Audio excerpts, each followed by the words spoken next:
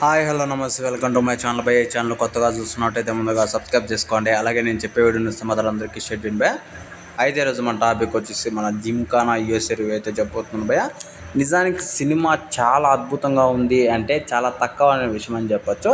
దానికంటే బాగుందని చెప్పొచ్చు భయ. నేను ఏదో అనుకున్నాను కానీ మరి ఈ రేంజ్లో ఉంటుందని నేనైతే ఎక్స్పెక్ట్ చేయలేదు. లిటరలీ భయ సినిమా మాత్రం ఒక ఫిక్స్ అని చెప్పొచ్చు. అలాగే మన హీరో యాక్టింగ్ ఉంటుంది భయ, మామూలుగా లేదు, ఒక రేంజ్లో ఉంది. అంటే హీరో యాక్టింగ్ మాత్రమే కాదు, ఆ జిమ్ఖానాలో అంటే ఎంటర్ అయ్యే ప్రతి ఒక్కరి యాక్టింగు, అంటే మూవీలో ఎవరెవరు ఉన్నారో ప్రతి చిన్న క్యారెక్టర్ కూడా ఒక్క డైలాగ్ చెప్పే ఆయన కూడా ఆయనతో కూడా ఒక కామెడీ పండించగల అంటే ఆ రేంజ్లో చూపించారు. నిజంగా భయ చాలా అద్భుతంగా ఉంది సినిమా. అయితే స్టోరీ వచ్చేసి సింపుల్ లైన్ భయ.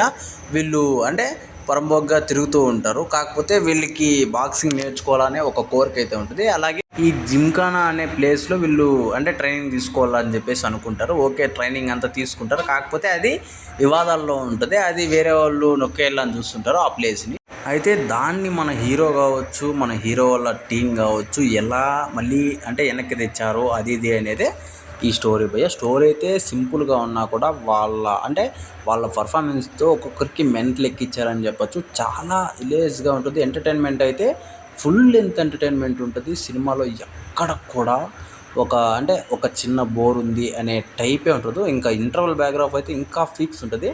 దానికంటే క్లైమాక్స్ అయితే ఒక రేంజ్లో ఉంటుంది భయ, మర్చిపోతుందని చెప్పొచ్చు. అసలు ప్రేమలో హీరోనైనా ఈ సినిమాలో ఉండేది అన్న టైప్లో అనిపిస్తుంది. అంటే ఏదో సరదాగా కామెడీ కోసమే తీశారంటే మరి కామెడీనే లేదు భయ. సినిమాలో చాలా సీరియస్నెస్ ఉంటుంది. అంటే సీరియస్నెస్ ఎక్కడ ఉంటుంది అంటే కొన్ని చోట్ల ఉంటుంది, అది మనసుకు అద్దుకుంటుంది.